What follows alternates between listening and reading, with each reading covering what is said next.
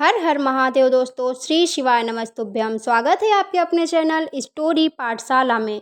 तो दोस्तों, कैसे हो आप सब? आशा करती हूँ आप सब अच्छे होंगे, स्वस्थ होंगे, मस्त होंगे। तो चलिए वीडियो को शुरू करते हैं। दोस्तों, वीडियो शुरू करने से पहले एक आपसे रिक्वेस्ट है, अगर आपको वीडियो अच्छी लगे तो प्लीज़ वीडियो को लाइक करें एंड चैनल में अगर आप नए हैं तो चैनल को सब्सक्राइब जरूर कर लें, ताकि ऐसे ही और भी वीडियोज़ आप तक पहुँच सकें। तो दोस्तों, आज का यह वीडियो है सोमवती अमावस्या पर। सोमवती अमावस्या किस दिन पड़ रही है, साथ ही साथ इस बार वट सावित्री का व्रत भी उसी दिन पड़ रहा है। जैसा कि आपने थंबनेल पे टाइटल पे देखा ही होगा कि दोनों पूजा एक साथ कैसे करें, क्योंकि दोनों भी पूजा छोड़ी नहीं जाती हैं, दोनों पूजा अपने सुहाग के लिए होती है। तो बात करेंगे दोनों पूजा एक साथ कैसे कर सकते हैं, और संपूर्ण जानकारी के लिए वीडियो में लास्ट तक बने रहें। तो चलिए वीडियो को शुरू करते हैं।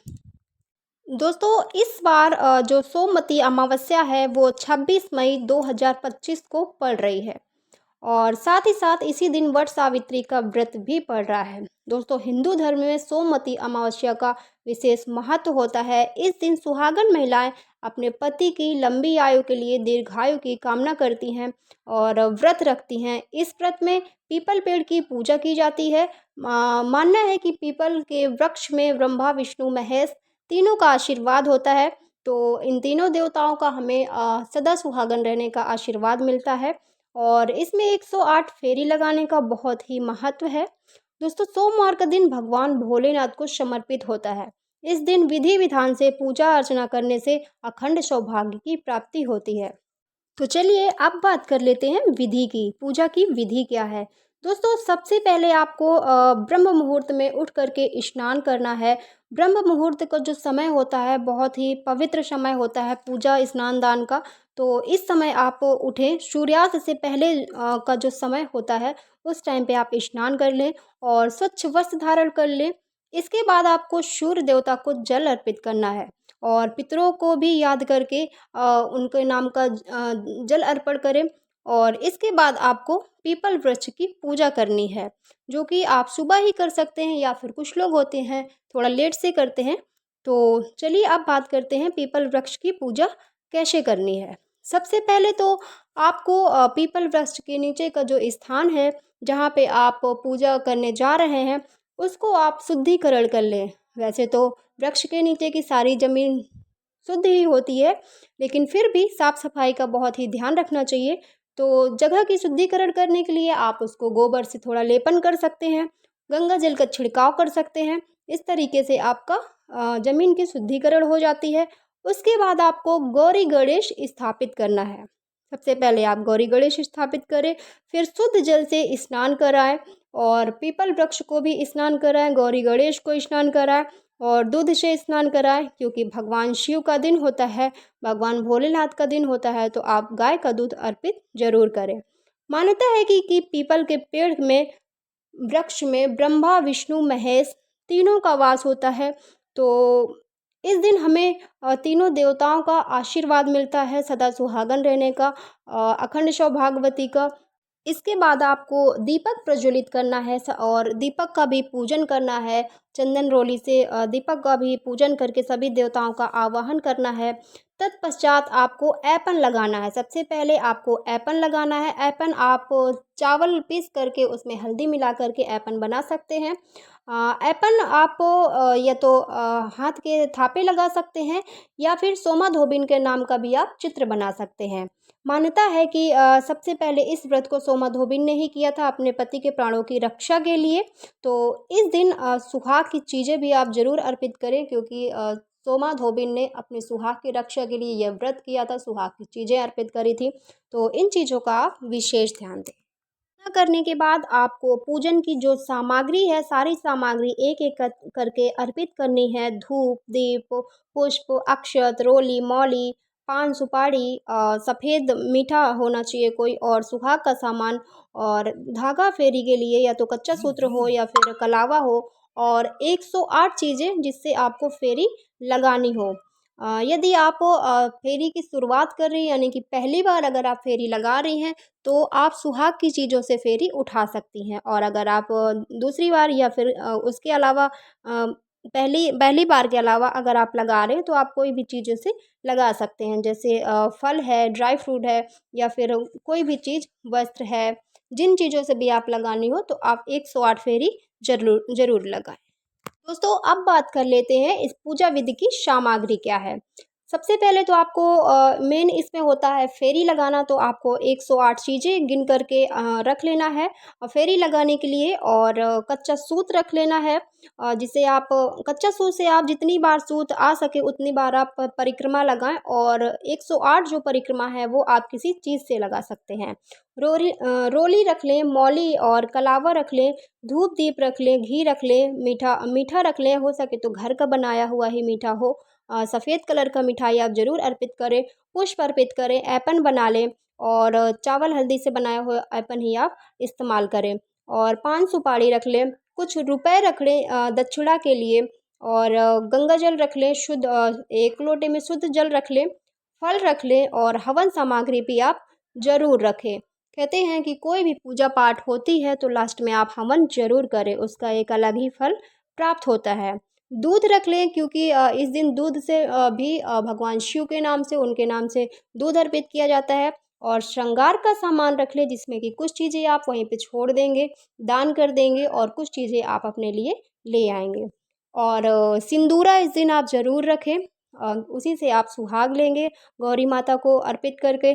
और चुनरी आपकी शादी की जो है उसको भी आप ज़रूर शामिल करें। चलिए दोस्तों अब बात कर लेते हैं कि पूजा का शुभ मुहूर्त क्या है।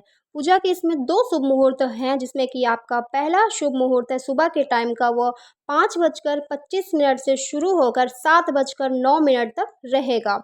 और दूसरा जो शुभ मुहूर्त है वो 8:52 से लेकर 10:35 तक रहेगा। तो इन दोनों मुहूर्त के बीच आप अपनी पूजा समाप्त कर लें। और साथ ही साथ जो अभिजीत मुहूर्त है वो 11:51 से लेकर के 12:46 तक रहेगा। राहु काल का जो समय रहेगा वो 7:09 से लेकर के सुबह के 7:09 से लेकर के 8:52 तक रहेगा। तो ध्यान रखें कि जो राहु काल का समय होता है यह अशुभ समय माना जाता है, तो इस दौरान आप कोई भी शुभ कार्य ना करें। दोस्तों इस दिन वट पूजा भी है, सोमवती अमावस्या भी है, साथ ही साथ शनि जयंती भी पड़ रही है। तो इस बार का यह दिन बहुत ही अच्छा दिन माना गया, बहुत ही शुभ संयोग बन रहा है। तो आप विशेष रूप से ब्रह्म मुहूर्त में उठ करके विधिवत तरीके से आप पूजन करें, ताकि आपको भी पूजा का फल मिल सके। तो चलिए अब बात कर लेते हैं कि जो टाइटल में आपने देखा ही होगा कि दोनों पूजा एक साथ कैसे करें। तो देखिए जो वट की पूजा होती है तो इसमें क्या होता है कि कुछ लोग आधे दिन का व्रत रखते हैं, यानी कि पूजा के बाद वह खाना खा लेते हैं पारण करके। और कुछ लोग होते हैं जो पूरा दिन व्रत करते हैं, और कुछ लोग शाम के टाइम पे मीठे का भोजन करते हैं। और कहीं कहीं तो यह भी मान्यता है, रिवाज है कहीं कहीं का, कि वट वृक्ष के नीचे ही पूजा समाप्त होने के बाद चने निगल करके आपको पारण करना है। तो उससे अगर आप चने खाएंगे वो तो अन्न अंदर अगर गया तो आपका मतलब व्रत खत्म हो सकता है, खत्म हो जाएगा वहीं से ही। तो इसके लिए आप क्या करें, पहले आप सोमवती अमावस्या की यानी कि पीपल फेरी की पूजा आप कर लें, क्योंकि दोनों व्रत छोड़े नहीं जाते हैं, आपको दोनों ही व्रत करना है तो मैनेज तो करना ही पड़ेगा। तो सबसे पहले आप सोमवती अमावस्या वाली फेरी लगा लें।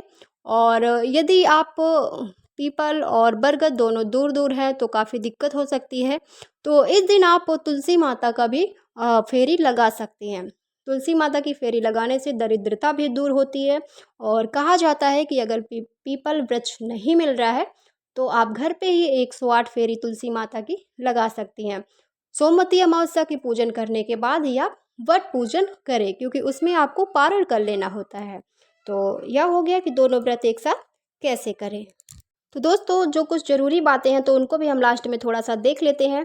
इसमें आप दान ज़रूर निकालें, क्योंकि अमावस्या के दिन दान पुण्य करने का बहुत ही महत्व होता है, इसका आपको विशेष फल प्राप्त होता है। तो अमावस्या के दिन आप दान जरूर करें। दान में आप कपड़े दान कर सकते हैं, भोजन दान कर सकते हैं, सफ़ेद मीठा दान कर सकते हैं, जूता चप्पल दान कर सकते हैं, और अन्न का भी दान कर सकते हैं। बहुत ही फलदायी दान माना गया है ये, तो आप इस दिन दान ज़रूर करें।